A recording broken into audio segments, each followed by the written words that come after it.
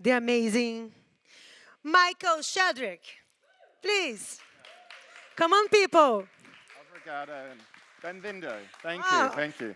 did you Um, listen again in Portuguese? Bem-vindo and obrigado. Thank you for Bem-vindos. being here. And I'm going to ask, we've got an amazing panel coming up, and I know we've got a really exciting cast of incredible speakers ready to share their expertise. But I'm going to ask if anyone out there, out the back, might be able to come and help fill the seats. Come on, bring your lunch if people want to come. We'd love to get folks in the audience. Yeah, I see you, Miss Matsy. I see you. There's a space for you right up here. Thank you. Really appreciate it because we've got a really incredible, exciting panel, and I want to invite them up here to take their seats. We've got Mariana, we've got Joana. Yeah, sit wherever you like, it's fine. And we've got Reg as well. And we've got Zhao as well. Thank you. Let's give everyone an incredible round of applause. You don't have to sit where the water is. It's okay. There's another. Yeah, look, make sure we behave ourselves, especially Zhao as well. I'll keep an eye on it. Okay, so the first thing I really want to talk about is throughout the last couple of days and sessions, I feel like one of the big takeaways for me has been, yes, there are many ways we can address the climate crisis. We can donate to charity. We can have conversations around the dinner table with friends and family. We can engage our employees to go and plant trees. We can even address our own personal consumption habits. But the thing which I've heard again and again is that with the urgency, and Amber said this yesterday when she opened up the Extreme Hangout, she said, we are running out of time. And all of that stuff is good. And in fact, some people said maybe it's not good at all. Sean, yesterday on the plastics, actually gave some sobering statistics about how meaningful recycling really is. But one thing we've heard again and again is policy change. Systemic challenges require systemic solutions. But what does it mean to change policy? Because when we talk about turning policy ideas into impact, let's face it, it's not what most of us wake up in the morning saying, I'm going to change the world, I'm going to shift policy. And in my own background, and for those who heard me speak yesterday at Global Citizen, I've sought to understand what it is that motivates policy change. And I've said we need policy entrepreneurs. But what does that really mean? And so to open us up, I'm going to ask our panels, as they introduce themselves, to talk about, and feel free to disagree with the proposition. Maybe we don't need policy change. Maybe we need policy change and something else. But I want you to tell me, as you introduce yourself, what policy entrepreneurship means to you. And by all means, bring in your own experience. So, Zhao, I'm going to start with you to kick us off. Yeah, no problem. I think I was here yesterday, so I've done my little presentation. So I would maybe focus on the question you just asked me. I think when we talk about policy and when we are trying to talk about entrepreneurship, there's a new concept, social entrepreneurship.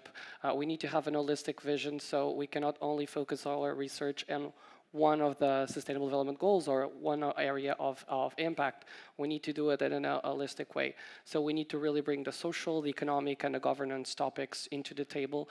And I think ESG and the ESG movement is doing it right now, and the European Union has been a major player on this. When we talk about the United States and Europe, I always say, and my professors, because I'm a researcher, I just law graduate, and we talked about how sexy and unsexy law and policy is yesterday. Yeah, so we did. Yeah, we did. We really need to have that circularity of thought. United States applies it and does it right away, and the European Union thinks about it and does the dialogue.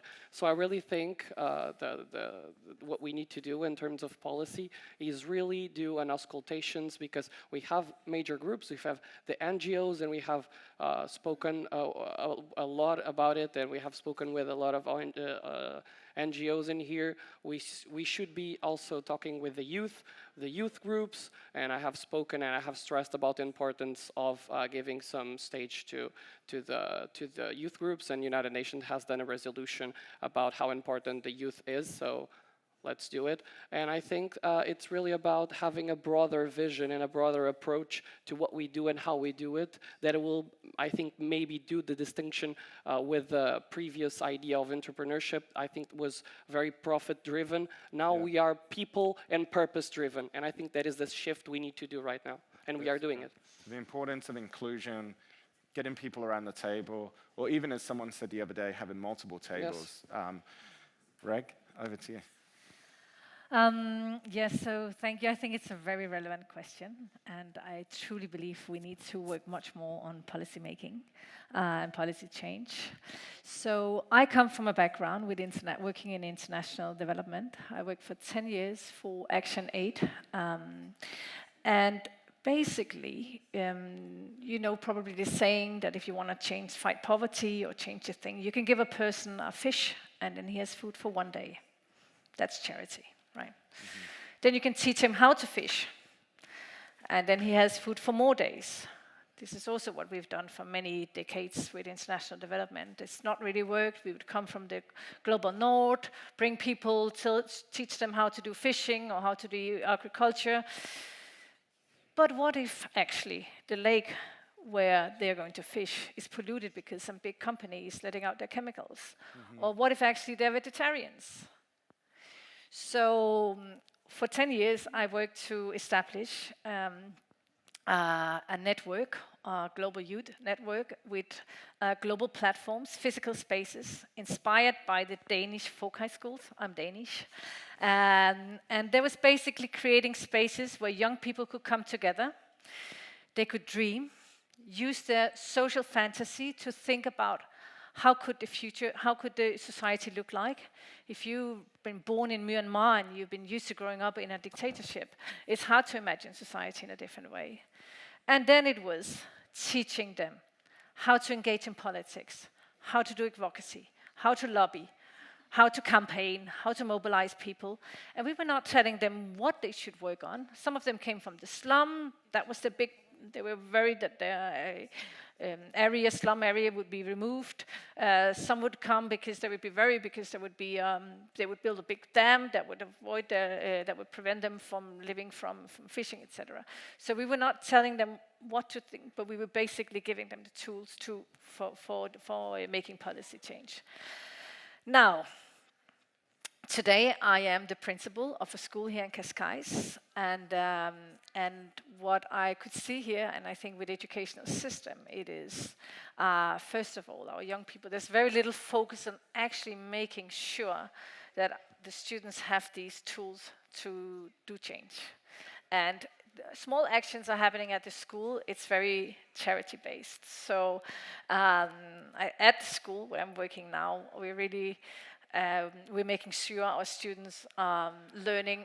They engage with Model United Nations, learning policy making even from the first grade. We're having the first graders do mini Model United Nations all the way up, and we are working with this design for change approaches where they are working with the Sustainable Development Goals, part of our curriculum, and they are actually learning to not only speak about it, but to really take action. So I totally agree. We need to address the things. Sometimes the actions can be so important because that could be where you light the first fire. But as with the education, we need to make sure that everyone realizing we need structural changes, and that comes through engaging in the big game. Well, I wish I went to your school. It sounds like a lot of fun. You can come and visit us. And an impact. But I like that. To disrupt policy change, we have to disrupt our education systems. And something you were just saying at the end, I think someone said over the last few days, the best antidote to apathy and indifference is action. So I like that sentiment. Mariana? Yeah. Can you hear me? Yeah, we Yes, can. okay. So first of all, good afternoon. I'm not a lawyer. I'm a lot of things, but not a lawyer, so don't get it wrong. And I was going to ask if it's possible to have a cup of water, because I'll probably, if it's possible or not. Okay, Is there but it's not any- urgent, okay? Is I it was- possible to get some water? Não. Não, porque eu estou com herpes. Maybe it's possible Olivia or someone would mind getting some water. That'd be great. Yeah. Okay. So, Thank you, Matsi. Matsi's on Thank it. you. Thank you. Obrigado. Thank you. so the question is, what does the phrase policy entrepreneurship means to you? And I think, in some way, I've been a policy entrepreneur for the last years. And I think the difference from what we've been seeing in the last decades is this type of person is a person that has the courage to implement and to propose a different perspective on how we make policies and how we think policies. But I think the biggest idea in this is this person has the courage to speak in a different way we've been seeing the system and has a systematic approach, and in the end of the day can create a strategy, a whole strategy that will make sure that policy will be implemented, and not be only implemented, but that will change the system. Because when we talk about climate change, we are not talking about just climate change, we are talking about changing the system, and changing the system means thinking as policy in an economic way, legal way, feminist way, anti-racist way, and I think this policy entrepreneurship is actually a difficult exercise a person has to do to kind of incorporate all of the crises and problems we are facing in society and try to put everything together, go to the power that is already established, and it's not thinking about this, mainly it's thinking about profit, and telling, hey, we need to do this because X and Z, it's important. And I think the ultimate goal is to change society. I think, I mean, this is a big mission, but if we put all of these things together that you wrote about, I think, culture, strategies, regulations, skills, finance, network, and we are able to change the view of the people in the power, I think we can influence the whole society and bring the change we are looking for. So it's a big task, I think. It's a big task, but Yeah. you've achieved a lot. And my apologies, we got the name wrong. But it's probably okay. because your achievements are so big to fit on there. But well done. Say what you do in último recurso. Yeah, Can you do just tell us briefly about wanna último recurso tell us very what you- quickly? Tell us what you do. Okay, I'm doing a lot of things, but I can talk about my NGO. So 2 years and a half ago, I started to wonder, what can we have if we put climate plus law, and we have climate law, but more than that, we have climate litigation. And in Portugal, a few months ago, we didn't have a climate litigation case, not even one case. So we didn't have anyone challenging the legal system to make societal change. And I decided that I was going to sue the Portuguese state, because in the end of the day, the state has the ultimate responsibility to protect our rights and to fight for climate change. So now this NGO, Último Recurso, is suing the Portuguese state. Probably we will end up in Strasbourg, because litigation is not sexy thing yet in Portugal. And now we are doing an investigation, a big investigation on lithium mining in Portugal. And probably this is going to be the second climate litigation case in Portugal. So in a wrap-up. No, that's amazing. That's using the legal system. Yeah. I love it. That's using the legal system in a way of policy entrepreneurship. You have to find it whatever lever you can. So that's incredible. Joana, over to you. So to introduce myself, I'd like to answer the last question of the last panel before us, which was, what is your biggest fear and what is your biggest hope regarding this crisis that we are here discussing? And my biggest fear is actually the discourse of the two men in the panel before us. who are saying that their biggest hope is the next generation. Well, if I have to wait for Mariana to sue the government and win, we are fucked. I'm sorry for my French. So my biggest fear is this continuum of bringing responsibility down a generation and expecting the next generation to solve a problem that has been created by the generations before us. And my biggest hope is that our generation and people younger than me, because I'm 10 years older than her, will understand this, that this is not our responsibility to solve the crisis, it's our responsibility to make the generations that are in power now to solve the crisis. And this is different activism. One thing is to be an entrepreneur and try to do something new. That's fine, I think that's great, and I'm one of the biggest fans of Mariana, and I think she knows this, but my approach to this subject has nothing to do with her approach. I think we don't have time to wait for her work to work. I think she needs to do it because we need to gain time, and we need to gain the public opinion, and we need to raise awareness, and she's doing all of that by taking our government to court and the companies that are exploiting our resources and our people. But I think we need to do it faster. I know we have discussed this several times. She is a policy entrepreneur, and I'm her biggest fan.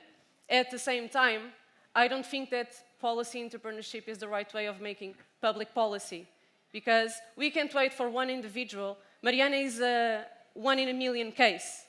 She didn't come from a privileged background, and if you look at us, this is a very privileged stage, and that should be pointed out. The way that João has been able to be named 30 under 30 is not by chance. There's a lot going into that. It's not just work, it's more than that. Or the way that Rikke has been able to open a school that focuses on educating children the way that she just described, which is so beautiful, comes from a place of privilege. And Mariana is the one case in a million where she comes from a not privileged background, and she did it. But that's not the normal story. And I think even in your book, I just glanced at it. I'm sorry, when I arrived. No, but I think you say this, which is most policy entrepreneurs will fail and have failed. So for me, this isn't the focus at all. The focus is to work collectively the way we already know it works. And it's very important that the people who are equipped to do it and are privileged enough to do it gain time through the system, which is what you are all doing, and I thank you for that. But most importantly, we need to change the system, and we need to destroy the system. And if we want a new system, the new system will not speak the same language as the old system. So there's no point for me to work within the system. I'm not just a climate justice activist, I'm also just a climate justice journalist. So I try to, how do you say, denunciar? Denounce. When I see this usurpation of the language of climate justice and of sustainability. Sustainability doesn't mean anything anymore as a word, because it can mean everything. So I think we need to be very aware of this. So this is good, your work is valuable, and again, I'm one of Mariana's biggest fans. I'm always selling your work. We are all selling things here. You are selling your book, you are selling your brand, you are selling your school, she's selling her NGO, and I'm selling my message. We are all selling things here. And we need to be more conscious and transparent about it. But the question is, and I'm going to come back to you first, and maybe I'm hoping these slides are going to work. Did? Okay. So the question is how do you do it, right? Because I love what you were saying, and focus on the system, and there's failure. And Sean was saying this yesterday. She was talking about we need to system design, we need to throw out plastic, we need to stop with all the recycling, we need to throw all those distractions away. You know what else she said? The question is, go for it. Yeah, what else she said just when she was finishing the debate was, it's going to be discomfortable. Yeah. It's going to be uncomfortable, we need the discomfort. It's not going to be gradual. And when we are speaking about policy change, it is gradual, because it is within the system, and the system is slow. It's meant to be slow, which is fine. Do it, don't give up. But we need faster change. And you were asking me how? That's a history lesson. We've seen it times and times again. We have civil rights fights. We have the gay rights fight. We have the abortion fight for years. We are coming back to it now. What we need to remember is everything we earned, everything we got, it's reversible if the wrong people get the power. So what we need to do is make sure that none of these rights are reversible. We need to get new rights. So one thing, because I want to stay with you and then go to the others, but one thing is, so when I was writing the book, I sought to speak to legal activists in Fiji, trade unionists in coal communities, those who were fighting for solidarity, for climate justice. Yeah, in communities, leaders of marginalized communities, islands that are seeing rise in sea levels, or as one leader said to me, we're not even going to die before the hurricanes come and get us. No one's going to insure us, investors aren't going to be here, and we're going to be at the border with Mexico. This is what people in the Caribbean told me. But the question is like, what can we learn? What can we all do? And maybe like I saw, these were from their words of mouth when I said, well, what's important? Is it storytelling, mastering the art of timing? Is it having clear goals?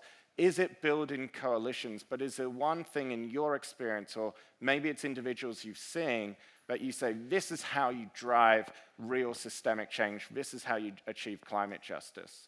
Yes, the action word is community, and you used it. Yeah. It's community, because if we are trying to build one individual that can do all of this, it's going to be 1 in a million, and we need millions together. Community. Because I can be great at understanding what my end game is and being able to imagine a world where I don't depend on this system, and I could be great of it. I could go to her school and learn how to know my end game really well, but I can be shitty as pragmatic idealism, and I can't be pragmatic. That's okay. If we are a community and we all work to it together, we can do it. And my problem with the expression, with the wording of policy entrepreneurship, is that entrepreneurship brings us to a 1 in a million case, to an individual that is great at their job and at their dreams and at making things happen. And if we keep with the individualist narrative, we won't have the change we need. We don't speak, the new system won't speak individualistic, it will be collective. And the new system, and my end game is a world where I don't use the word entrepreneurship because I don't need to. Okay. And I won't be trying to save the world alone at all.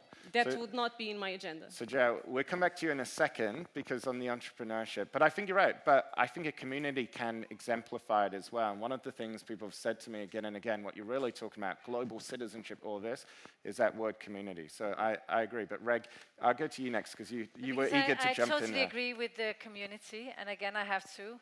I think education here plays such an important role. And if you look at young people's engagement in politics, in Portugal, in Europe, around the world, it's just going down. And what really has been occurring to me here, moving to Portugal, I moved here 5 years ago, it is, if you speak about politics, it's almost like a taboo. If I want to speak about politics at the school, I want to make sure the young people are engaged. I had you, Mariana, being on the school the other day, Carolina, it's fantastic. It's so inspiring for our students to see young people like you who are out there making the change. But like around when we had the last election here in Portugal, the 10th of March, I proposed to my colleagues at the school, let's do a mini election at the school. Let's bring the young leaders from the different political parties to the school, and let's make a mini election. Ooh, politics. Not really something we want to talk about here in Portugal. That's a problem. We need to talk, we need to dream together. And we need to have an educational system that is facilitating spaces where we can dream about, talk about what kind of society is it that we want. And I think... I agree with everything you're saying. My only issue is if we just, it's not your work, but if we all just focus on education, we would have to wait for them. I know, but I think within the education systems there are some, I mean, we have to have a big systemic change in the education system. Because if you look at the universities, how is the ranking of the universities? It is based on the Financial Times. They will look at how much money do you make when you land your first job? How quickly do you land your first job? Sorry, but what are those parameters? I mean, it's completely wrong. Mm-hmm. It's not the people that we need. It's not the end. We need I mean, we need to have some completely different indicators, or even at my school, like how many A pluses, what is the highest academic result? I used to say at my school, and that is changing, you know, to be honest, I don't care how many students are going out with A pluses. If they go out and start the Third World War, I want people leaving the school, and we work with Sustainable Development Goals, that's kind of our, and I want them to go out there and work with something where they really make an impact on some of these things. What it is, I don't care, but they need to go out there and make an impact. And I think that way we need to also question that whole educational system. I also agree with you. We cannot wait, but I think that's one of the big changes that we need to have already now along this other thing. No. What do you think? And this is something that is very important. Right now we are seeing some of the major universities getting out of those international rankings because they say that doesn't transparent what they're doing and the work they're doing, and sometimes they make more pressure. For example, there was some deans and some documents that were that the media showed us. It was putting too much pressure in certain standards of the faculty, that they were not, for example, focusing on the research center because they needed to be on more magazines. They needed to do more more programs that were not the focus of the faculty. So I really understand that. And I think that we need, first of all, acknowledge that this is a privileged stage, and we are, the people who are here, and even in Portugal, we are in a privileged situations, we can study, and etc. And this is something that should be valuable. But for example, yesterday I just spoke about with you, there are certain movements around the world right now that really frighten me. For example, we still have people telling that climate change is not real, and 21st century, some scientists telling that that is not true. We have people doing summits about the Earth being flat. So, at the same time that we have generative AI, the same time that we are talking about data centers, and we have people still denying it. And yesterday we saw a graph with the CO2 emissions and the points that we had the major discussions. I'm a global shaper. Right now we are doing our annual summit in Geneva, and then we had Davos, so we have Davos each year. We have COPs, we have conferences of biodiversity, waters, plastics, but the change needs to be systemic. And one thing, I really think that education can be something that should be redone, rethought, because right now the standards and the way that kids are learning doesn't fit the life that we have right now. If I have everything on my phone, I have internet, I have a globalized world, and the way that I learn, and I'm getting, because grades do matter, unfortunately, grades matter. If I don't have 1% more, I'm not gonna get into my big university, I'm not gonna do the degree I want. So that it really happens. And for example, when we talk about states and countries, we have GDPs, that really say how developed you are and what the money you do, that puts you also in rankings that gives you credits so you can get more money in the markets. We have some countries that do happiness reports and happiness, it's not about... Let me just pause you here, because I love where you're going, and I love these ideas, right? You're talking about shifting, whether it's education, whether we measure the wellness of the society. But the question is, and if you come back to Joanna's point, it's communities that shift change. It's people that shift people. And you hear what Sean said before, how we can all contribute to bringing about systemic change. But the question is, how do we as individuals, right, who aren't necessarily part of governments, who aren't part of all these structures, how do we as individuals contribute? I mean, is there any things here we can do? But like, all of these big ideas, how, as the panel says, how do we turn talk into action, ideas into impact? One of my sustainable development goals, my favorite sustainable goal, apart from the 14, life underwater, is the strategic partnerships. I think we can really do a lot because we have similar goals. We want to go to the same endpoint, which is a more prosperous and equal world. And sometimes we are swimming in different directions from the same goal.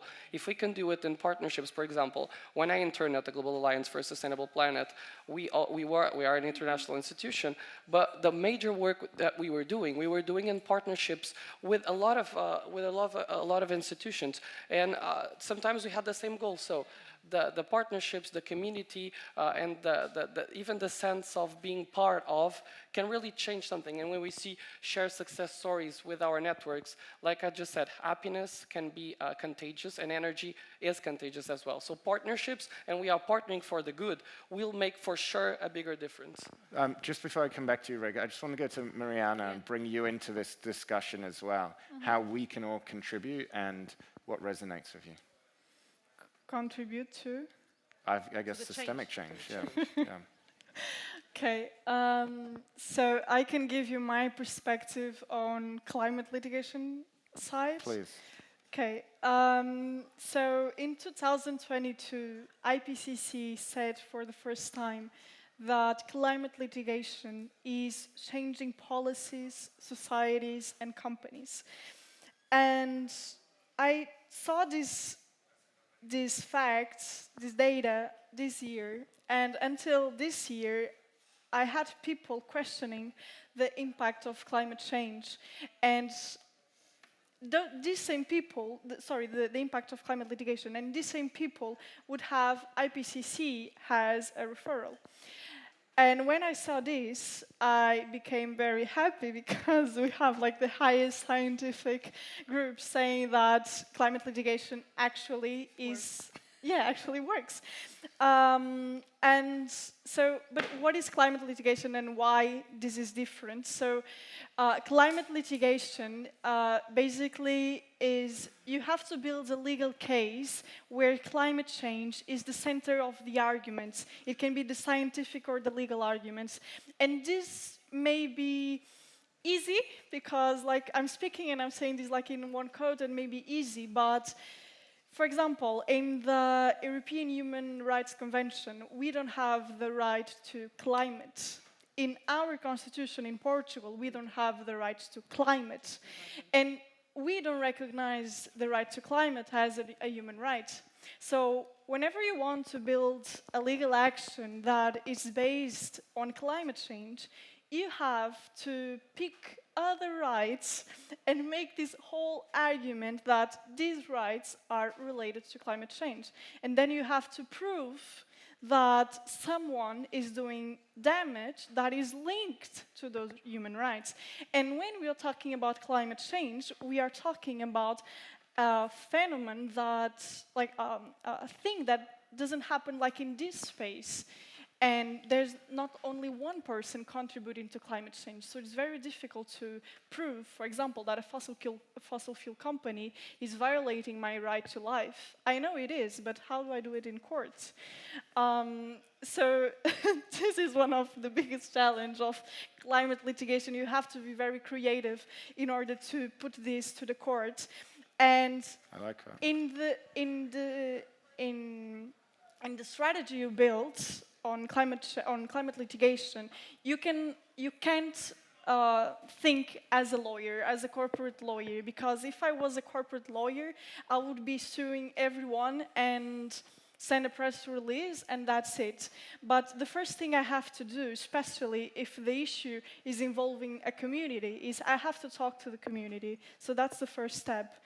Then they have to tell me what they want to see, like what change they want to see. That's their end game. Yeah, what's their end game? So I can put their vision, their narrative into the legal process. I'm doing this with the communities here in Portugal that are affected by lithium mining right now. The second thing is you have to build an awareness campaign so the society don't get this litigation has Confrontational? I don't know, confrontational, yeah. So they don't see this as a bad thing because litigation is still seen as a bad thing. So I have to explain them why this is important and why they are all involved in this litigation. And in the end, we've been seeing a lot of results all over the world. Climate litigation is rising every year, and we've seen policy change, we've seen companies changing, we've seen societal shifts on the way we see accountability. This is a big word in climate litigation. And people are getting empowered to address the courts, address their governments, address their companies, and make the focus of accountability and responsibility on them instead on us individuals. And I think this is one of the biggest ways of driving change right now. And I'm going to finalize this saying that if you look at the pillars of the status quo, you can see law is one of the biggest that is supporting the establishment that we have now. And law was built to create climate change, not to fight climate change. And in the last decades, we've been seeing new proposals on economy, but we are not seeing these on law. So what I'm trying to do also with climate litigation is to rethink the way we regulate our society through law. It's not an easy task, so if someone has ideas, please tell me. Hopefully there's someone in the audience. I really enjoyed it. Just before I come back, as a follow-up question I want to ask Mariana, because I studied law as well, and I got really disillusioned for many of the reasons Joana said about using the legal system. It seemed to take a long time. It was focused on individual cases. So I'm currently involved in an initiative to build fossil fuel non-proliferation treaty, right? Getting countries together to put in place an equitable ban to fossil fuels. And even there, people say to me, wow, you're going to countries that are low-hanging fruit. This is going to take a long time. And the question is why did you choose, because there are people who will say, like, yes, this is going to take a long time. We need to address the policies now. But why did you choose this particular, I guess, lever of accountability through the legal system? How did you personally find yourself working on this? Okay. So with the war, I know this is going to be really random, but with the war on Ukraine and Russia right now, we've been discussing if we are we are fighting democracy and authority, right? So we are seeing if we are going to live in a democratic world or in an autocratic world. But in the few months, we started to discuss order. So if we are going to live in a world where there's order or disorder. And there's a lot of people saying that it's still possible order. I don't think so. I'm very pessimistic. I think we are walking through disorder. We are walking to climate tipping points, social tipping points, all of the tipping points you can think of. We are not walking to a peaceful place. So I think there will be a time where we will need to recreate the way we live in society. And law plays a crucial role in the way we deal with everyone, with each other, law regulates everything in our life. So if you... Including what is democratic and what isn't. Yes. So if you want to, there will be people that will defend anarchism, and that's okay, but the majority of people still think that we need law to rule the society. Yeah. But my question is still the same, but what kind of law? So the work I'm doing right now has a long-term vision, so I think that we will need people, we'll need people to tell what kind of law we need to protect the planet and the people. And if we are not us, young people with this new vision, building this narrative, there will be other people, probably the people that are already in power. And I don't want that. I want to be able to build a narrative with a new whole perspective. So that's my end game. I like that. Reg, I'm going to come to you. Get your questions ready. I've got one more question after this, and then I'm going to open it up to some questions from the audience. But Reg, you've been wanting to jump in for a while. So. No, just, I mean, I think it's amazing what you're doing, and I just wanted to share that actually Denmark was one of the first countries to actually have a climate law. And how did that come about? That was the young people going to the street by thousands just before the elections, and they did not only go by themselves, they pulled the sleeve of their parents and said, you need to come with us, because you're responsible for this. And thousands of people went to the street, and they actually created such a movement just before the elections. So all the political parties could not do anything else than speak about the climate. That was not the last election before that 5 years ago. And that actually, and the young people there came up with the suggestion, we need a climate law. And after that, the first thing the parties had to do when they got into power, they developed a climate law. So I think that can serve as inspiration. Then I think, again, I agree with you about the community. And I would like to bring another inspiration that I think something that we have gotten right in Denmark and in the Nordic countries. It's, again, this democratic dialogue, which I think this Extreme Hangout event is an example of, and I love it. But that is that democratic dialogue, and we need to speak more. Once a year, we have in Denmark the folk meeting. And the folk, in general, we have a lot about the folk, our educational system. The public school is called the folk school. And it's about educating people. That's civic education. The folk meeting, it is once a year. It's on a little island, beautiful island, just actually closer to Sweden than to Denmark. It's called Bornholm. And all the politicians, so the public sector, from the prime minister to the youth politicians, they're there, the municipalities, to the private sectors, if it's from the different interest group, farming or the industries, or they're all there, and the civil society. So the public, the private, civil society, they come together once a year. It's also open for everyone who want to go there. It's full of debates, and they are discussing what kind of society do we want. Yeah. And they speak together, and they form these partnerships that you're talking about. And I wish, here in Portugal and around the world, that we would have more of these folk meetings, because it also means, first of all, we know that if we need to work with each other, the first thing it is to create a relations, right? So in these kind of folk meetings, we also dance together and we drink some beers together. So we create relations. And if you create relations, it's much easier to afterwards then have that democratic dialogue and actually find solutions together and feel connected. So I think that could be that's the way forward. I like Can I it. just answer the last question? Go for it. Because for me, the answer to your question of what can each of us as individuals do, it's so simple that after hearing all of these very complex ideas, I feel like, but it's so simple. Just join a collective or organization that's aligned with your values. That's it.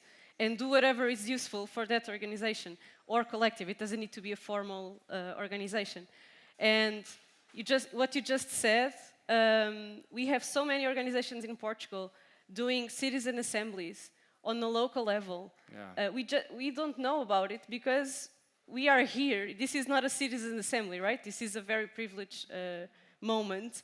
And it's amazing and it creates value. And if I didn't think it was useful, I wouldn't be here, obviously. But this is not, democracy and democratic participation is not resumed to this. This is not the solution. We need to go to a more basic standard of democratic discussion and everything. And what you just said, we do it all of the time. We have collectives like Vida Justa, doing it in the peripheral neighborhoods of Lisbon. You have Climáximo with open assemblies where you can discuss climate activism in an open assembly. You don't have to be part of the collective. You have, every week, we are having vigils for Palestine in Lisbon and in Porto, every week, for Wednesdays at night, where you can read poems, you can discuss, you can bring policy issues, you can bring ideas for protest, you can bring culture, you can bring food, everyone has dinner and it's free. So we do it. We are just disconnected with our community. If we connect to our community, if we find our community, just join a collective or an organization that already exists. You don't need to be super proactive and create your NGO like Mariana did. And you don't need to have a goal of working in the United Nations or the World Economic Forum like João did. You don't need to start your own school to find the education you dream of. You can join someone that's already doing it, and there are people doing it. We have known about climate change for more than 40 years. We have known the solution at the same time as we found out about the problem. We just need to stop fossil fuels. It's not that hard. It's not, we convey it as very complex, but it's actually very simple. Just find your community. I love that, and really, yeah, let's give that a round of applause. Also, leveraging platforms already out there, and I really love citizen assemblies as well. I guess, do you have any advice for if people want to identify whether it's citizen assemblies or other collective organizations? Because even that, sometimes we put that out there and that might sound obvious, but what's your advice to people here if they want to identify and really find that community?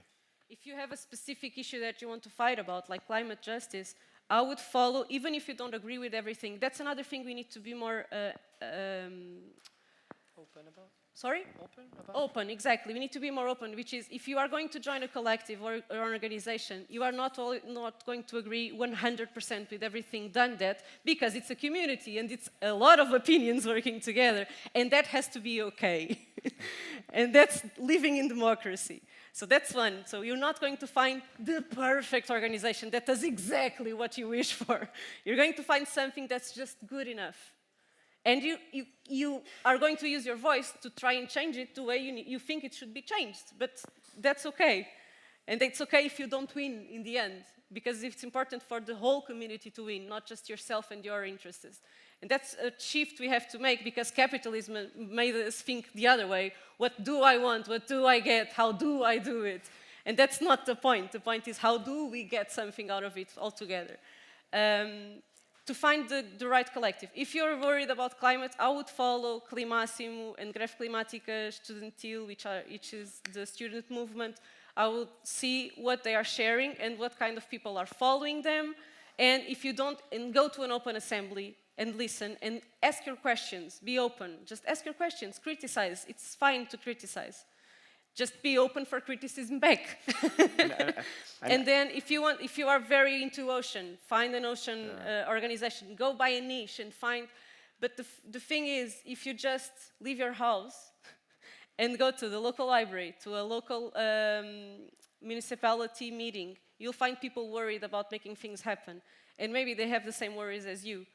And they will be in another collective. And they will be doing volunteering on the weekend on something that maybe you are interested. So you need to meet people, and you need to actually leave your house physically. It's not everything, it's not all online. A lot is online, and online is our life too. I hate it when people say like, offline is your life and online is something else. No, it's the same thing by now. If it wasn't before COVID, it is now. But you need to be open to meet new people. And if you want help in Portugal, you can directly ask me. I know a lot of the NGOs and the collectives working with climate and environment, conservation, oceans and everything, and I can try and help you. But you shouldn't be relying on someone like me. Just go and see the list of the NGOs you can donate your RIS to, and check them out. It's not that hard. It's just a Google search. And citizen assemblies, where can people find out more? Like, can they build Yes, there's a new movement in Portugal called Mais Democracia, so more democracy, and they are working on building more citizen assemblies all over the country, so you can check that out. If you are more into the climate justice issues, you can check Extinction Rebellion Portugal. They are also very big on citizen assemblies right now. They stopped doing direct action, so the most radical protests that you may associate with Extinction Rebellion in the UK, they don't do it anymore. They are more into the democratic participation now. So if that's your thing, maybe that's good. So I know you want to say something, but I'm going to come to you first to tie it into the next question, because before we go to the audience, I wanted to share these slides because the last few days I feel like we've heard a lot about young people, and often I've heard this generational divide about young people, Generation Z versus baby boomers, and all of these tensions. But one thing that someone shared with me a week and a half ago was this was voting intentions in the UK of young men versus young women, so age 16 to 17-year-olds. And you can see whereas young women were likely to vote Labour or Greens. Young men were more likely to vote Reform, and of course Reform was seen as one of the biggest anti-climate parties. I mean, they literally said concepts like net zero and all of that need to be abolished. And then more broadly, this is what another friend, you can see all of these countries on the left here, 20 or so, I think it's the G20 countries, and you can see this circle here is young men around aged 18 to 32. This is young women. And what this graph shows is that when you have ages of despair, and all age groups below the age of 55 are feeling less hopeful about the future, whereas young women are more likely to gravitate towards the solution being working together, young men are more likely to gravitate towards the individual, authoritarianism, and zero-sum thinking. And of course, you can't generalize about everyone, but what this shows is that there is this gender divide. And one thing I just want to posit, because we're talking about the generational divide, but what about the gender divide? Does this matter to our work? Should we be concerned about where young men in particular are at? And how can we go about addressing this? And when we talk about systemic change, this is something that maybe these are people who will be in power or seize in power or lead in many of these movements in the coming years. So, Jay, I'm going to go to you, and feel free to wrap in your last point, and then I'll go around, and then we'll open it up to the audience. Yeah, just to add something very quickly to what Joana said, we don't all need to go to the bigger institutions or Davos or United Nations, for example. Either the town hall in Oeiras or the town hall in Cascais, they have youth assemblies that anyone can join, and it's public and civic engagement from the roots. So you're starting at your local level, and I had a meeting with the mayor of Oeiras 2 weeks ago, and he said, we don't have lots of people joining, we don't have a lot of youth joining, and this can really help us at the local level to understand their concerns. Is it more climate? Is it more social? And this is something that I invite everyone to do, because it's simple and it's open to everyone. So we can start at this route level, and then if we want, we can go to other levels, international levels, national levels. About this, I think we have a lot of reports, and we are analyzing a lot of behavior, because consumer behavior and human behavior is really important to understand what the market wants. And we had a talk yesterday about the creative designers, and that we don't know any banker who did a major breakthrough, but we know creative designers and creative minds who have shaped, and that is all about innovation. Because if you think, there's a lot of brands, and for example, a lot of pen brands, but there was one major breakthrough that maybe made that brand go beyond and have its own space. In here, this doesn't really, it's nothing new for me, I think. There's the annual youth report by the United Nations, and we understand that we are we are what we do, and we are what we do as a community and as an individual. We all have our individual interests, and sometimes it's difficult to understand the collective that really represents us to 100%. And sometimes we are afraid of joining something because, it's not a party, it's not a tattoo, it's not a stamp, but you're making something. And, for example, we see males and females. In that study, they said, for example, that females were more related to social justice causes. They were more related to, this new rise of new social feminist movements, eco-feminist movements. It's shown in here. And they're more prone to environmental causes, to social causes. For example, in this study also said that males are more keen into the economic and market aspects of our community, for example, the self-interest domain, and also the quick return. And we know that sustainability is not a quick return, it's a strategy. For example, ESG is a strategy. It's not for now.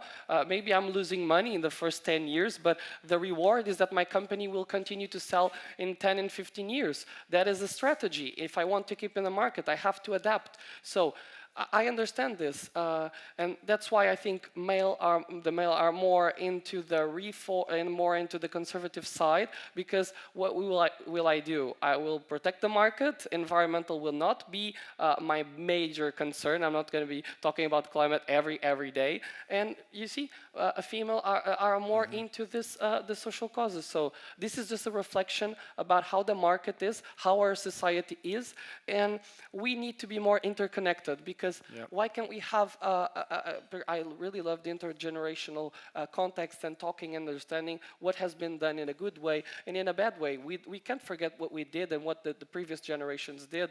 And like we said yesterday, it's not like the previous generations have screwed up completely and now it's on us. For example, okay, now the youth needs to change everything, take it the hot potato and then do it what you can. It's not that. We need to be doing a continuous work. And this is just a reflection about the key points that we can improve to make a more interconnected society. And you could, by joining groups. You work in education.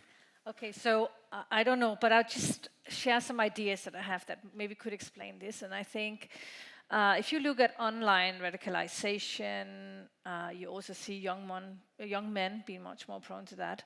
I think a lot of young men, at a certain moment, they were talking about the proletariat, what is it called, this when they're playing these different games, online game proletariat, you know. So we know that a lot of young men spend a lot of time, that had a certain name for it. You know, they were concerned that the amount of time that young men spend playing computer games, being online, being in forums, that we're completely in their own world, that is a big concern. And actually, as a democracy, we're not reaching these young guys. They're not showing up in person at these local municipality assemblies. They're not there. They're in this online world, and the ones who knows how to reach them are not always the right ones. So it is sometimes the people who want to radicalize, who want to extremism in different kind of ways. And I think that is actually that is a concern. And there is an interesting social psychologist you might have heard about. He's called Jonathan Haidt, who's just been writing a book called The Anxious Generation. And he's basically raising this concern. He's saying we need the young people. We're overprotecting in the real world. We are underprotecting in the digital world. Basically meaning we are not letting the young people go out and take enough risk. Okay, I think so here, especially in Portugal. You know, like let the kids climb the trees, let them take the public transport by themselves. Let's please not Uber them around everywhere. Let them go out there and get some, you know, sometimes. But we need to have an eye on what is going on in the digital world. And there's been this digital neglect by a lot of parents or by the whole society. We are not taking care of the young people in the digital world. And I think that is sometimes, and we're losing them. Democratically, we're losing them. They're out there, and it's too easily for gangs or for Al-Qaeda, for radical movements to get hold of them. And I think some of these parties have been very good. I mean, we can also talk about the Russians, and they're very good in actually mobilizing online. I think that is. Mariana? Okay, so probably I have a different perspective on this. I think these numbers and this graphic, it's about first white male privilege and second ecofeminism, so the relation between climate destruction and women oppression. And when I look at this, I think we have to think, so first, the climate collapse is not, I mean, it's linked to women oppression. And we've been saying that women are more related to nature, women are more prone to take care of kids, to be at house, to cook, blah, blah, blah. And this was a whole social construction that men made to make us quiet, to make us at home, to make us to control us in the end of the day. And this is the very same thing that men did with the environment. And don't get me wrong, I don't have anything against men as an individual, but I have As a class. I have a lot of things against this this white male privileged world we live in, and that first we controlled the women, then we control the world. And we always have this dichotomy, I think it is the word, that we put men against women, and we did it, the men against the world, and we did it, the men against the other animals, and we did it. Not we did it, the men did it, okay?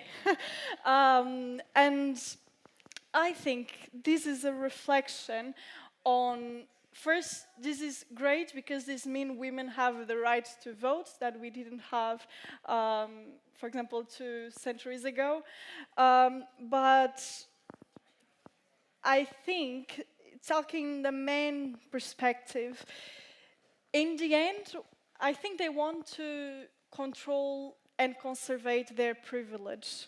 They know that climate change and climate justice won't only change sustainability or the environment. They know climate change, a systematic approach to climate change, means reverting the white male privilege. They know it's putting women in the center of discussion. They know it's putting indigenous people, black people, and they don't want to do this because they want to conserve their privilege. They want to conserve their power, their money, and their voice. So, and if you look at the fossil fuels company, you will see that most of the fossil fuels that are related to collapse and to disaster are dominated by men, and they are controlled by men. And if you look at the wars that we have today, they were created by men, not by women. Women are at the forefront of wars, trying to care of the people, trying to care of the children, trying to say, we want peace. We do not want your wars. That is a war based on your ego, on your power, and we are here suffering, and we don't want this. And we need to shift this way we think about climate change. Climate change is a feminist issue, and this is why women are more related to climate change issues, because we know we are the most affected, we are going to be the most affected in the end of the day, and at the same time, we don't have the same voice as the men have. We don't have the same power. So this is going to be solved when we think about climate change as the same issue or as the same oppression that women have right now.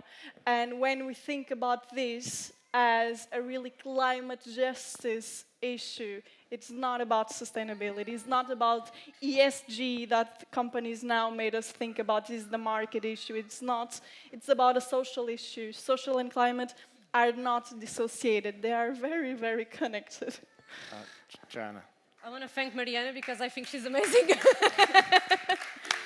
And I agree with everything she said. What can I add? I can add, for me, I look at this graphic and I see growing pains.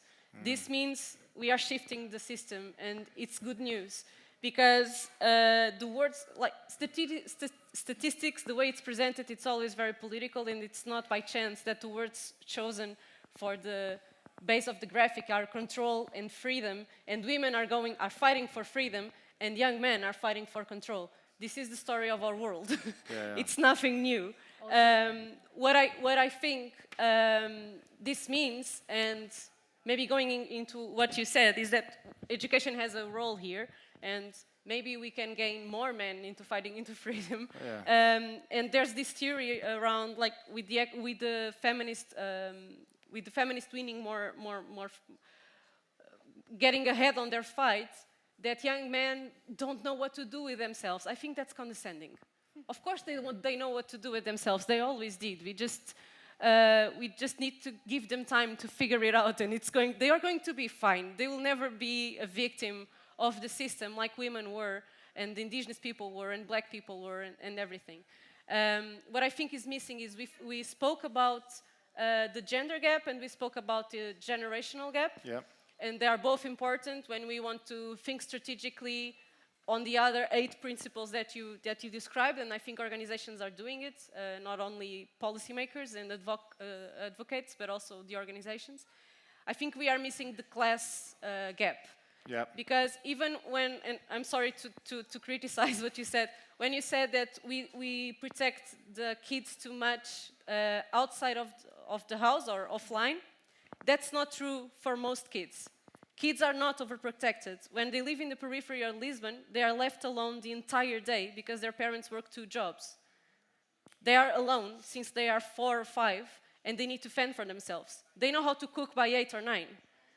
Okay? They go on public transportations. They go to school alone since 1st grade, and they come from school alone.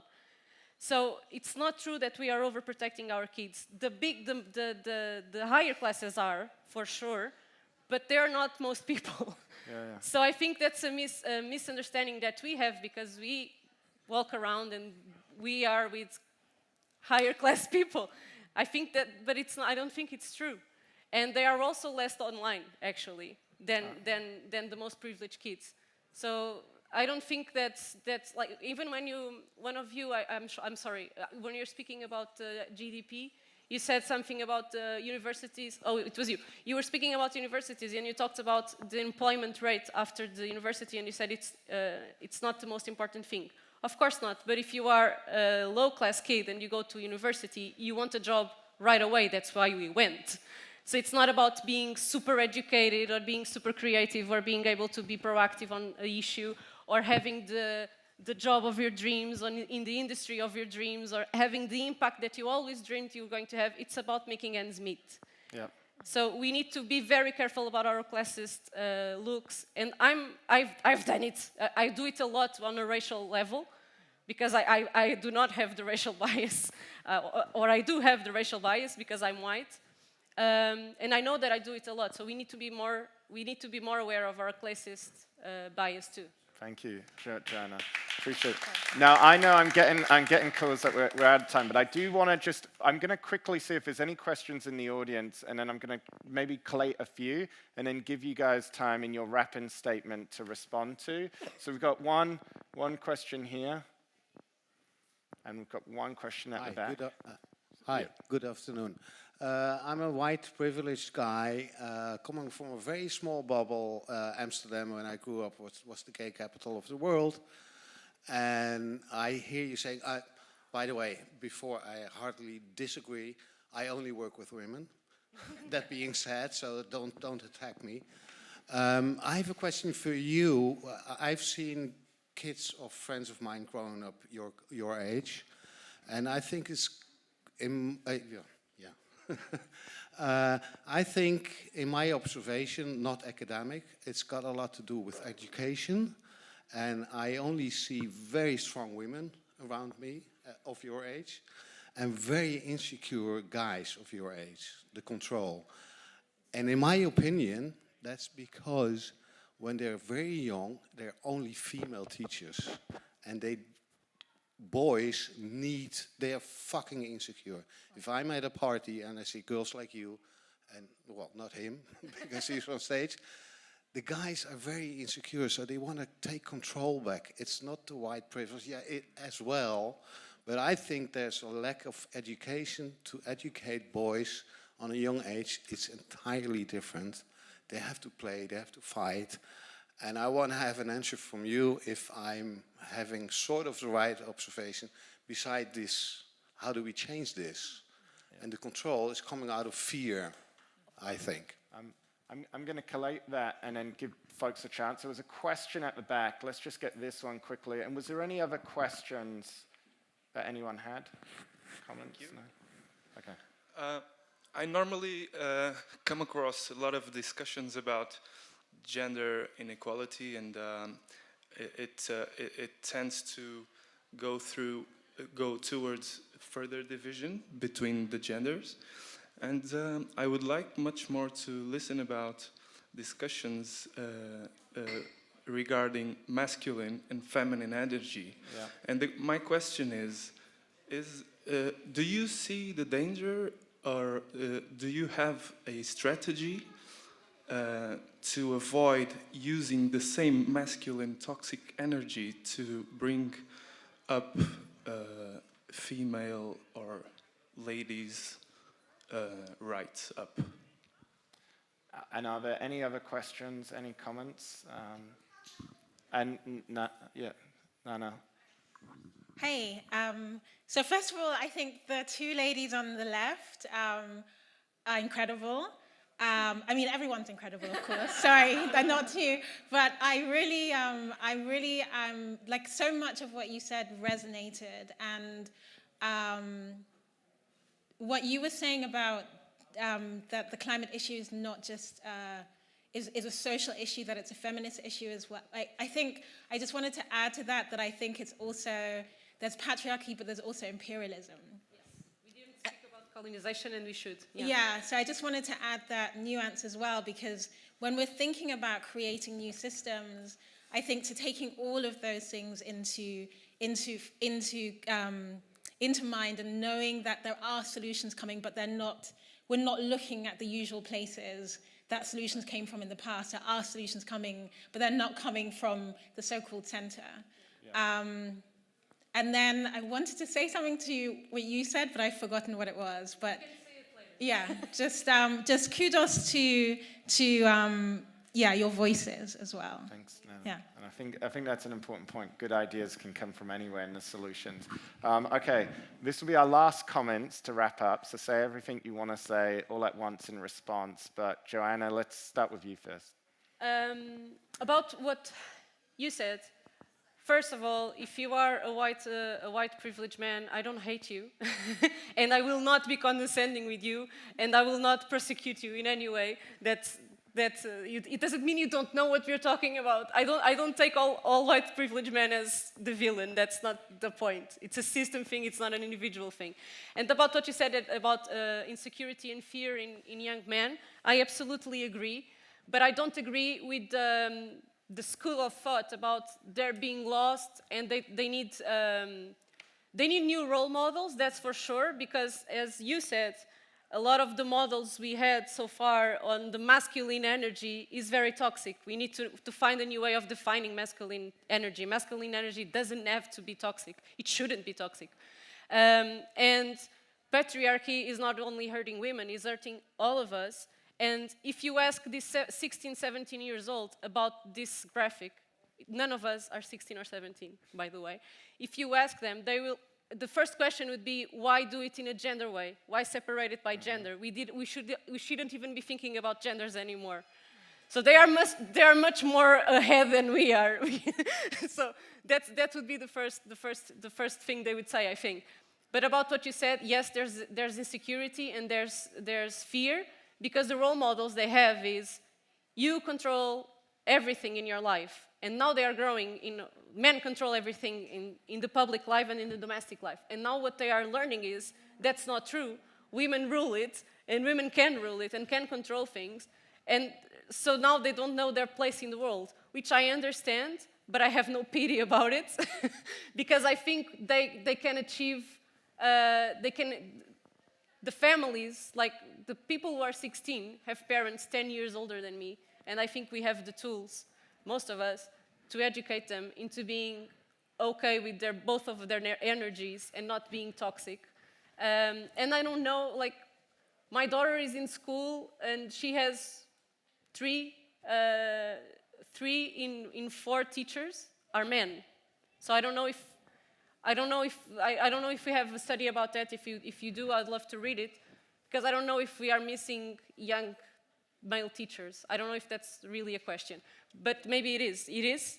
Okay. And about what you said about not, maybe I'll let her answer that, because maybe you have some insights. Without being an academic, that young kids, the insecure boys, need a good male role model. Yes. And that's the point I've seen. I'm a little bit older, that through a lot of, and she can talk about it more, a lot of developments, there were very little male role models as teachers, and guys need a role model to tell the same story you guys are telling, Yes. coming from a guy, especially between 4 and 12 years old. I understand. That's the point I wanted to make. And for the rest, I Yes. fully agree. I love to work together with you guys. That's the only point I I'll wanted to let make. the rest of it go to you. I just wanted to answer you. I don't know if I understood exactly what you wanted to say about not raising women with male toxic traits just because we want to empower them. I think that was it. I think it's. I don't think that's a real risk, because what I've seen, what we have seen historically, is women gaining power through non-toxic ways of gaining power, like building community, being there for each other, proving their worth, proving their community's worth, and that's not toxic at all. So I don't think that's a risk, historically speaking. And if you are speaking about being more radical, destroying the system, and even armed retaliation when you are speaking about a war or prosecution of indigenous people or racism or everything, I think we need to remember that a war to control resources, which is man-made and it's man-led, man as in the gender thing, is very oppressive and violent and toxic, but fighting for your liberation isn't. It's a different kind of fight, and fighting against the control and fighting against the toxic is not a toxic trait. It's self-defense, and that's okay. Mariana? Okay. I have an answer. As a young woman, why are men insecure?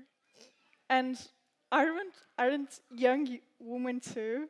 Like, I'm just trying to figure it out, like this division that you made, because every time I see the histories of what's the age that young women or child started to feel the oppression by men, it's a really younger age.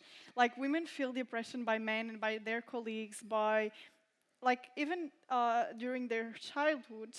So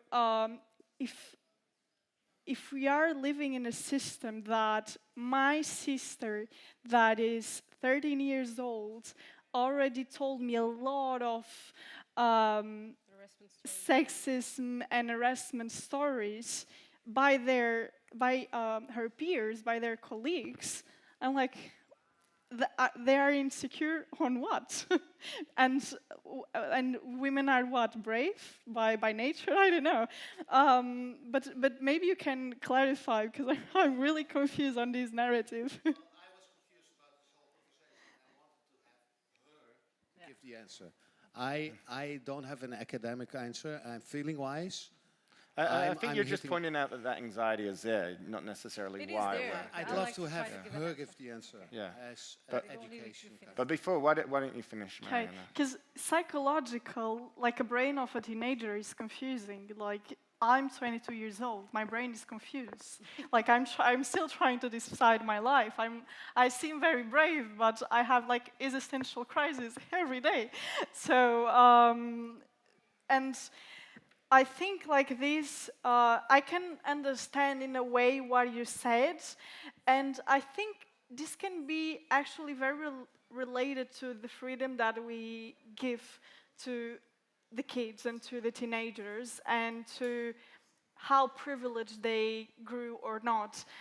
Like, I can relate to that thought in Portugal, but I lived in Brazil. Half of my family is Brazilian, and I don't see that in favelas. I don't see that, like, in the most underprivileged places. Like, everyone is really empowered, and they don't have time to be insecure, you know? Yeah, no, well, this is a longer conversation. I totally agree, but I said I'm a privileged guy coming from Amsterdam, 66 years old, and I come from a very small bubble from very privileged people.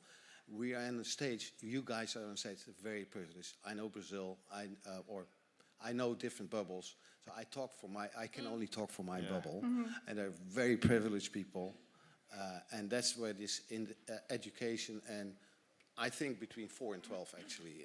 It's decision thing. So I still love to have an answer. People are pointing to you to solve everything. So we need more male role models in the educational system as caretakers. In the same way as we need more women to lead the big organizations, to be, when you look at now we just had the NATO top summit, and I just looked at that picture, I was like, again, 3 women against, I don't know, 1 million men. We need to change these. We need to have much more men as caretakers. How do we approach this? I think some of the successes that we've seen it is when we start to make sure that there is equal maternity and paternity care, like we have in the Nordic countries, we suddenly start to see men taking an active role as being the caretakers. We see them, finding out, wow, it's super nice to be at home with our baby. I'm actually really good with babies. I enjoy going with stroller and drinking coffee and changing nappies, They get used to distance, then that motivates them. They want to study, to work in a kindergarten, etc. So I think we need to have, in the same way as we need to give space for more women to get access to the boardrooms, make sure that the boardrooms are not always that the meetings, that the decisions of the boardrooms are made in formal meetings, not hanging out in the bar at 10 o'clock in the night by, where these informal decisions sometimes are made. So we need to kind of change the rules of the games.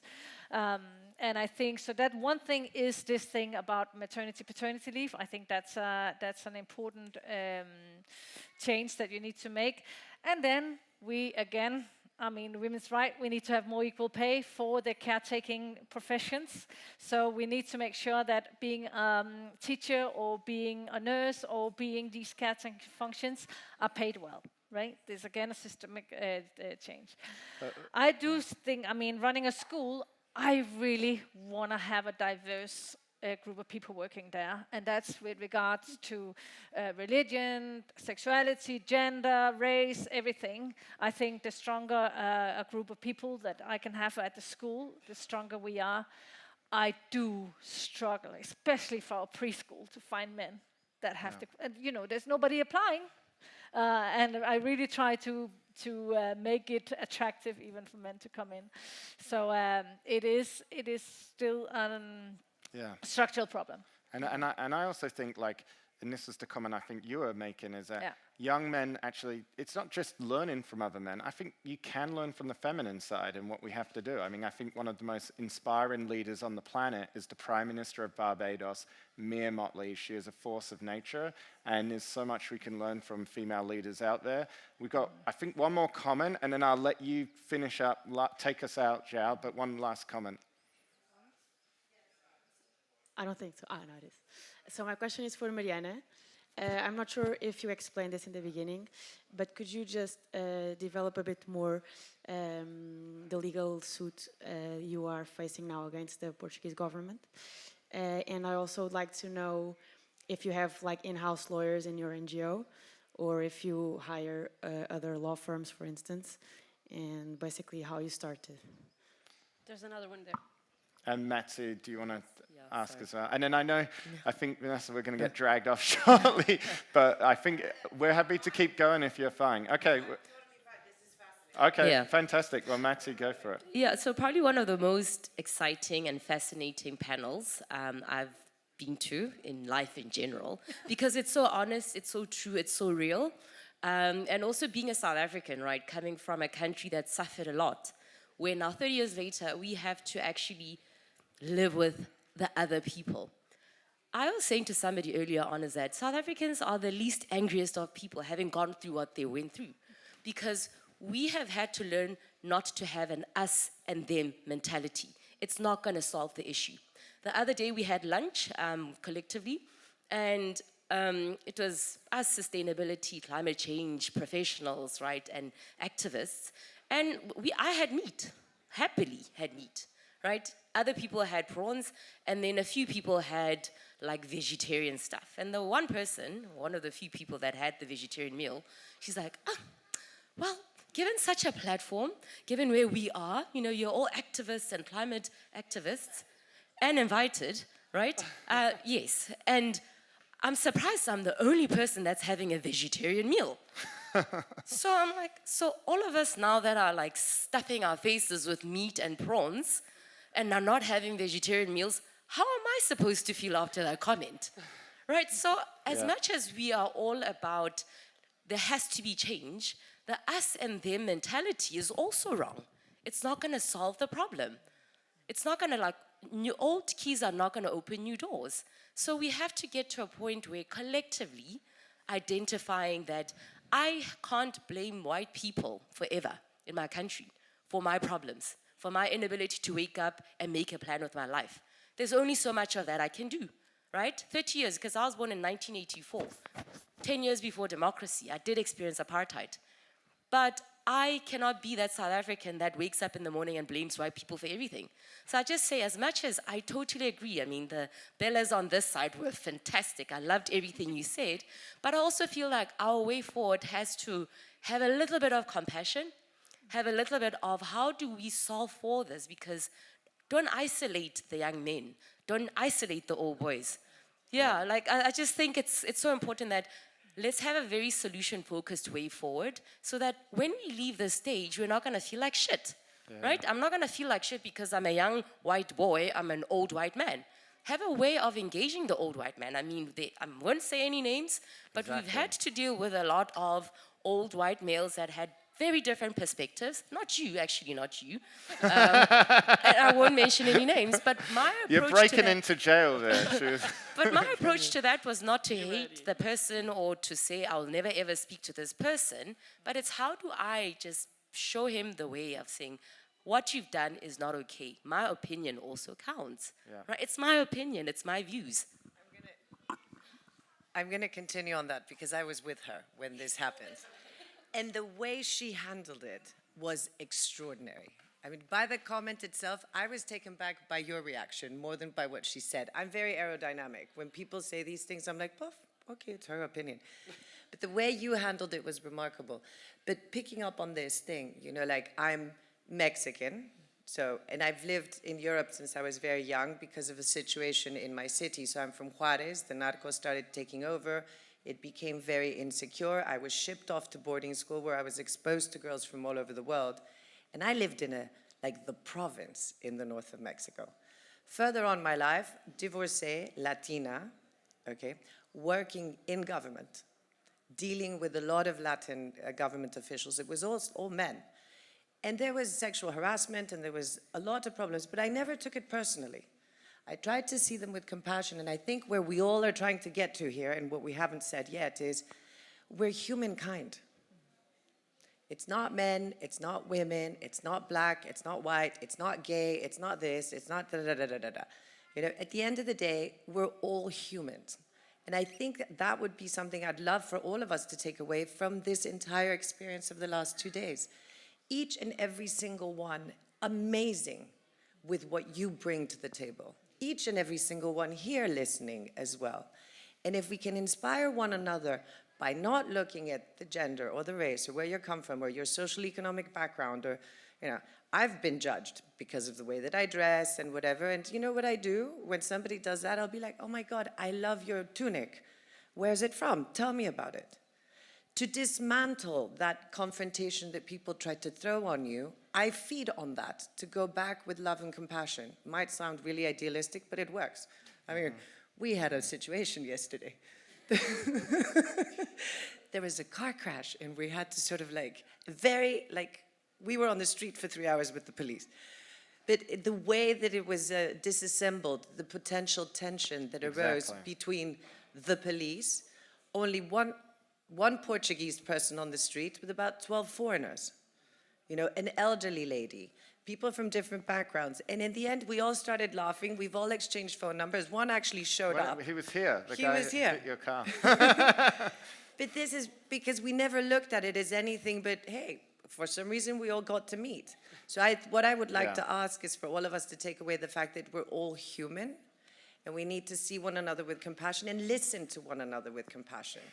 What everybody says is valuable to them. And so Well said. that's what. And I think you can do that. And something that Joana said, and actually Nana, you brought this up in a discussion 2 days ago as well. I think you can still have a conversation about uncomfortable truths, and that's what you were trying to say, is that, well, if young men are feeling a heightened state of anxiety, maybe women are as well, and this is an issue, you said extremism, but then how do we go about it? And there, we can look together. I think this is what you were trying to say. Is it about actually embracing the more feminine side if it's young men? How do we bring that in? But we should find a way to have the uncomfortable conversations. Yeah. Yeah, you can speak louder for all of us. No, which the uncomfortable conversation is precisely that, right? Yeah. It doesn't matter who we are, we just need to start changing the paradigm of how we look at one another. And instead of seeing color, race, gender, whatever, see a silhouette, a human silhouette. Yeah. So here's what I'm going to do, because we can stay all day and happy to, but I'm going to allow you, because you never got to reply to the last question.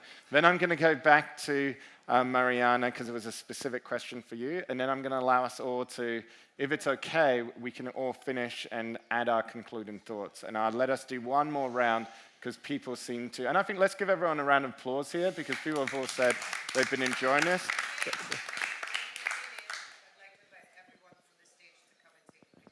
Okay, we'll do that. But over to you. No, just commenting on, we discussed a lot of topics and a lot of synergies in here, and this is not my reality because I'm a man, but I work with a lot of women, and my team is mainly women. I was created, but I didn't even have one male professor in my entire life. I only had professors that were women, and they were really inspiring.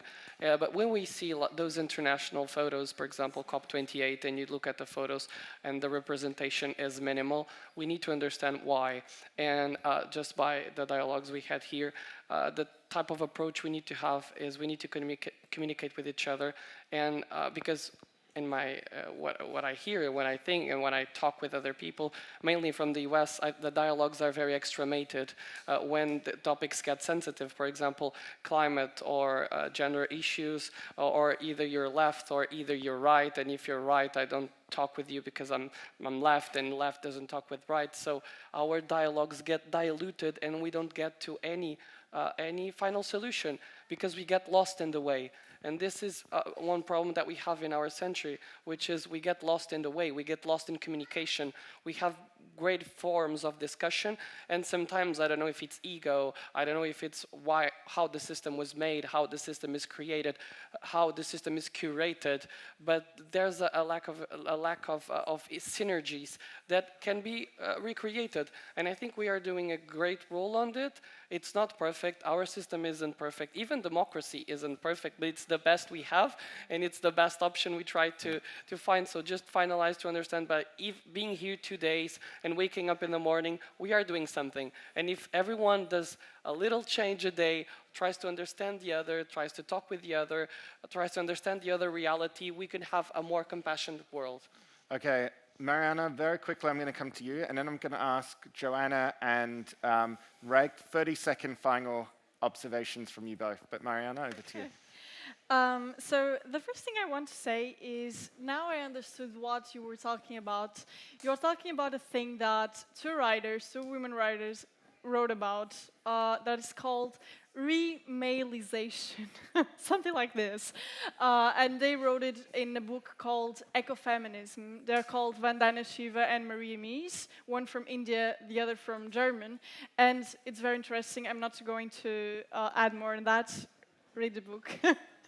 And the second thing I wanted to share before I answer the question is, actually, I love the idea of treating everyone as a human and seeing everything as a silhouette or humanity, with a humanity perspective. But at the same time, I think that not addressing the issue by the name is a problem.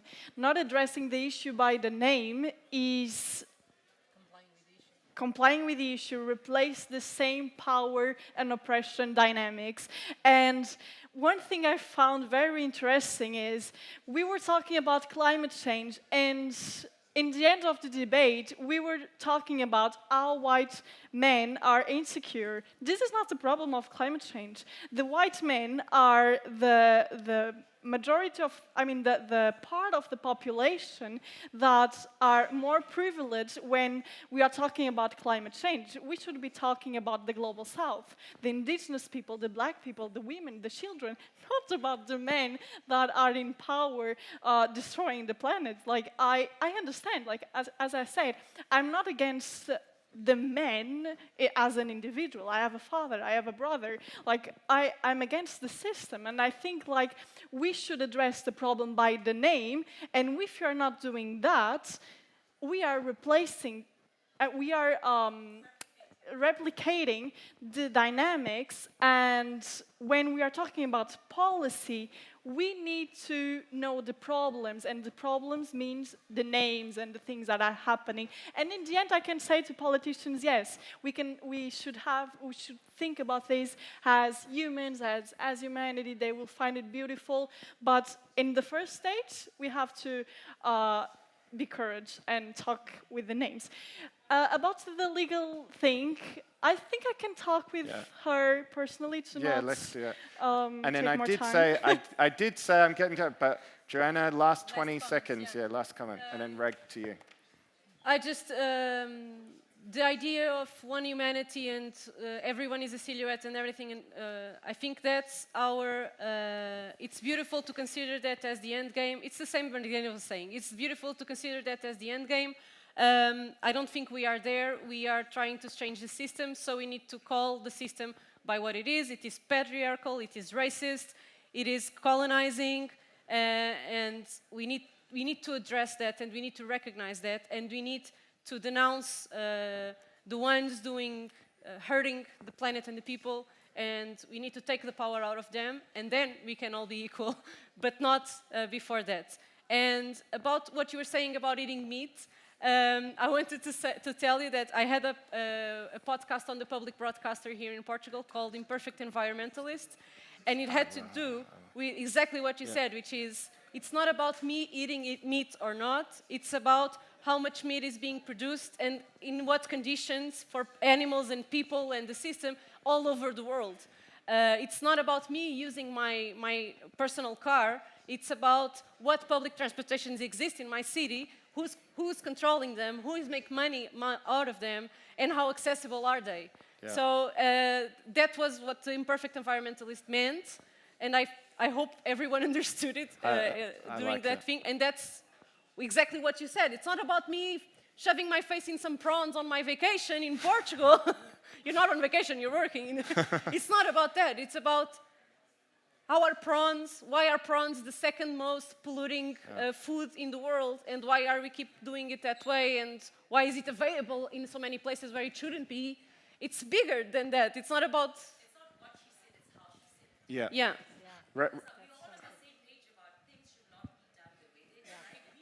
But it's not about what I'm doing right now. It's about what the decisions we are making collectively. Reg, last words. I think actually, in my role as a principal, I'm actually all the time, I'm having some parents thinking this, and some parents thinking that, and I'm having some kids thinking that, and some things thinking that. And I agree with you. It's not about what you say. And I love it, this activism. Sometimes we just have to name that elephant in the room, which is what you do constantly. You keep us accountable. Even me with my class perspective, I like that. Good. You know, we need to hold each other accountable. We also need to continue to speak with each other. Okay, I think, I mean, looking you from South Africa, I studied, I love South Africa, and I think it's such an interesting country, and there's so much to learn from that, right? I mean, with the apartheid, actually, what they managed to do, they kept all the groups of people, whether it was Zulus or Nosas, or it was the Boers, or they kept them all apart. That's my big fear. It is that at this moment, with the social media and you know, we're all in our own little bubbles, We're almost becoming like an apartheid society, because what I'm being fed in my social media is all the people who are thinking like I do, who likes the same food, who does the same thing. This is scary. Okay. I think we need to speak about the word, and we need to dare to address the elephant in the room. But how we do it, we need to speak with each other. We need to, even if it's tough, even if it's after having demonstrated or having even, I don't know, done big campaigns, action, we need to, at the end, we need to speak with each other. Yeah. And we need to do it. We need to consistently insist on the democratic dialogue. Because that is what will bring us and give us the results, and that is what in the end will bring the different people together, and that we are evolving as a community, as a society, as a planet. On that spirit, the great thing with the community, let's give a round of applause.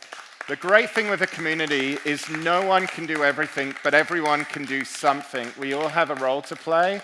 And what I also want to do is, someone spoke about invitation. As Vanessa said, in that spirit, I want to invite everyone. Let's do a community photograph, and Vanessa will choreograph.